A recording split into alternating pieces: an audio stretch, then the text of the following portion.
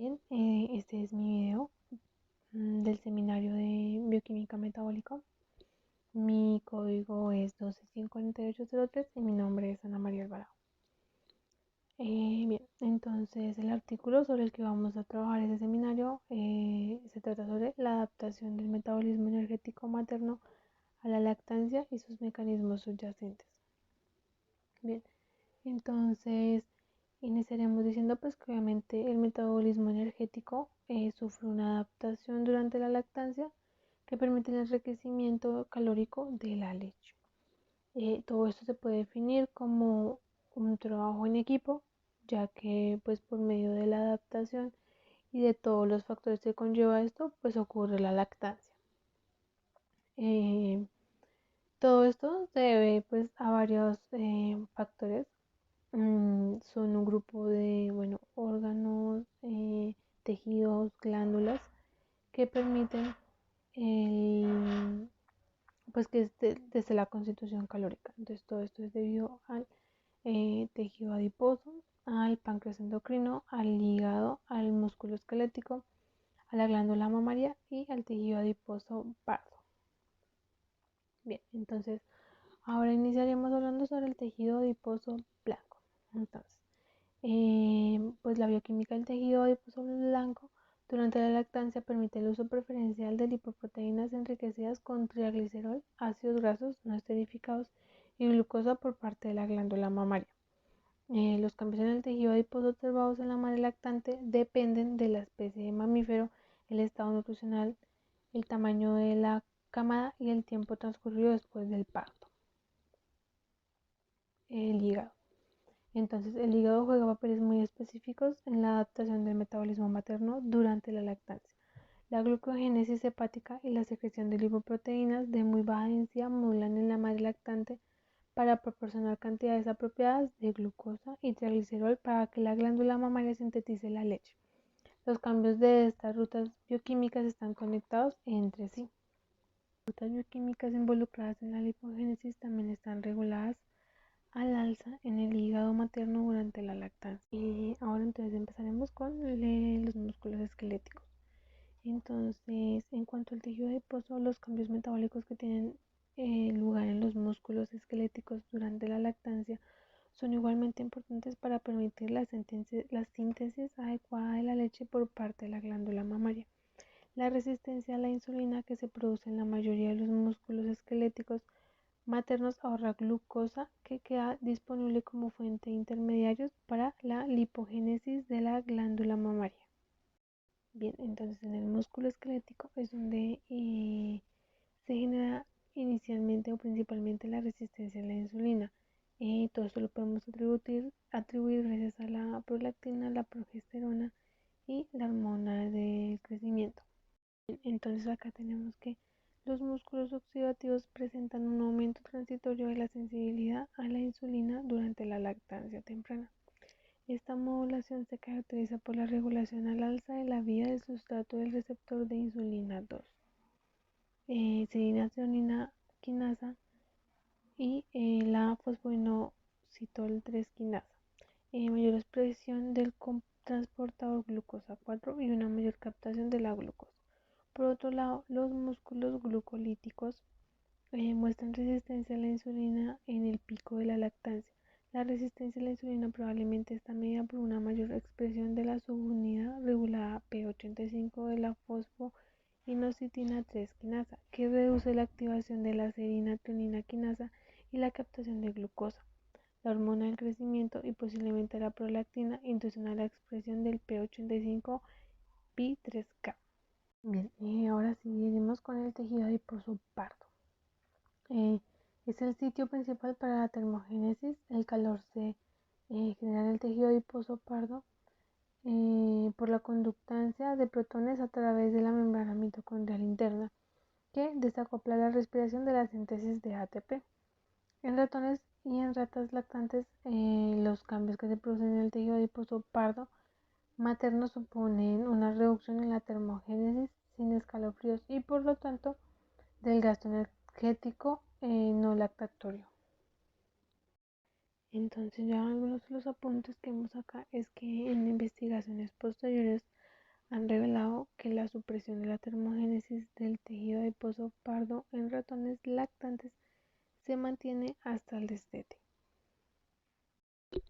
En ratones y ratas, la termogénesis del tejido adiposo pardo puede estimularse de forma aguda con las comidas, incluso en roedores que no están en ayunas, lo que conceptualiza como termogénesis prosprandial o termogénesis metaboloreguladora. La insulina y la glucosa juegan un papel relevante en esta respuesta al actuar en áreas hipotalámicas específicas para activar el tejido adiposo pardo a través de los nervios simpáticos.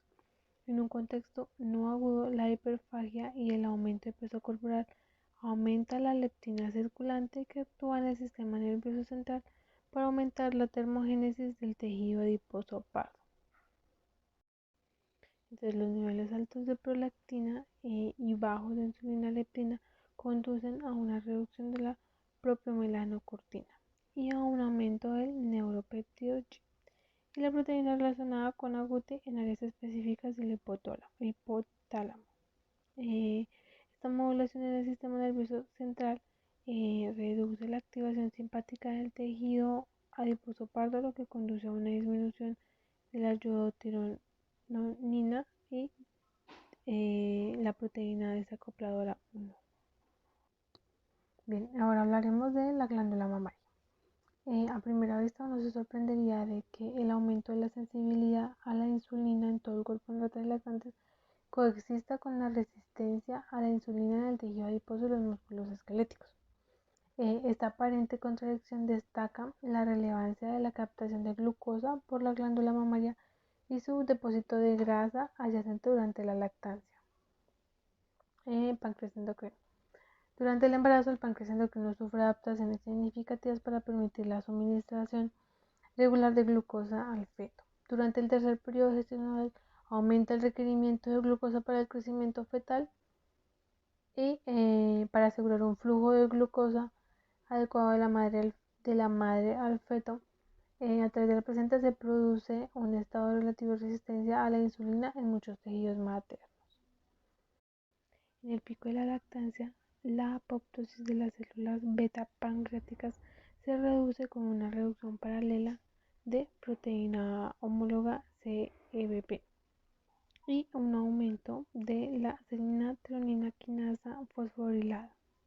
Las nuevas células beta pancreáticas también pueden originarse probablemente a partir de células pancreáticas o células ductales.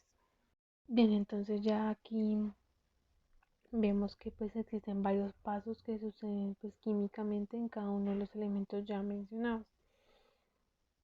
Entonces aquí que es como lo más importante, que es como la glándula mamaria, entonces haremos como unos pequeños pasos como va a ser. Entonces se supone que pues la insulina activa la fosfofructoquinasa 1, el piruvato deshidrogenasa, la ATP-citratolinasa, el acetil-CoA carbonasa, lo que facilitan indirectamente la captación de glucosa a través del transportador de glucosa 1 y estimulan la síntesis de ácidos grasos no esterificados. La insulina también activa la lipoproteína lipasa y aumenta la absorción de ácidos grasos no esterificados de las lipoproteínas enriquecidas con triglicéridos. La activación del receptor de prolactina aumenta los niveles del activador fosforilado de la transición y estimula la expresión del sustrato de receptor de insulina 1 y subunidad catalítica de la fosfoinositidina 3 quinasa. Pues por lo que vemos son bastantes nombres y bastantes enzimas, entonces pues siempre hay bastantes cambios y uno se va a entender de que, o sea, el hecho de que salga la leche y ya, o sea, suceden muchas cosas detrás de eso. Bien, entonces, ¿qué sucede si no se produce la lactancia? Los estudios que describen los cambios bioquímicos después del parto dejaron claro que la lactancia es un periodo durante el cual el metabolismo materno moviliza gran parte de la energía almacenada en forma de lípidos durante el embarazo. Paralelamente se produce una renovación plástica del páncreas endocrino materno con la neogénesis de nuevas células beta. Varios aspectos de estos cambios dinámicos se anulan inmediatamente en ratones y ratas lactantes al retirar la cama. Con base en estos antecedentes, se han realizado muchos estudios durante las últimas 2 décadas para dilucidar si la lactancia insuficiente también impone impactos a largo plazo en la salud de las mujeres. También aquí muestran un estudio que dice como que eh, demostró que una mayor duración de la lactancia materna está inversamente asociado con el riesgo de diabetes mellitus tipo 2 más adelante en la vida. Entonces, por lo que vemos, sí es de suma importancia conocer todo ese tipo de cosas. Y ya finalmente, pues, como conclusiones presentaremos dos. Entonces, es que durante la lactancia se produce una reducción en el uso de ácidos grasos como fuente de energía por parte del tejido adiposo blanco, tejido adiposo pardo, hígado y músculos esqueléticos. El tejido adiposo blanco, el tejido adiposo marrón y el tejido esquelético compuesto predominantemente por fibras glucolíticas también reducen su captación de glucosa en respuesta a la insulina. Esos cambios ahorran ácidos grasos y glucosas para la lipogénesis por parte de la glándula mamaria. La contribución del tejido adiposo blanco también previene de una mayor tasa de lipólisis, mientras que el tejido adiposo marrón reduce la termogénesis y el hígado reduce la producción de glucosa. Aparte de todo esto, entonces, en conjunto, los cambios bioquímicos ocurren después del parto, que comprenden el restablecimiento del metabolismo materno, que en muchos sentidos depende de la lactancia. Evitar este reajuste con lactancia insuficiente puede impactar en la salud de la mujer durante años después del parto. Las mujeres que no amamantan tienen mayor riesgo de diabetes mellitus tipo 2 y mayor adiposidad en el futuro. En resumen, durante la lactancia, el metabolismo energético de la madre sufre adaptaciones significativas para satisfacer las demandas energéticas de la producción de leche. Las glándulas mamarias lactantes consumen una gran cantidad de energía para sintetizar la leche, que contiene nutrientes esenciales para el crecimiento y desarrollo del bebé. Para satisfacer estas mayores demandas de energía, el cuerpo de la madre aumenta la producción de energía a través de varios mecanismos. En primer lugar, el cuerpo de la madre aumenta la utilización de glucosa, que es la principal fuente de energía para la lactancia, y esto logra a través de una mayor sensibilidad a la insulina, lo que permite una absorción más eficiente de la glucosa por parte de las glándulas mamarias.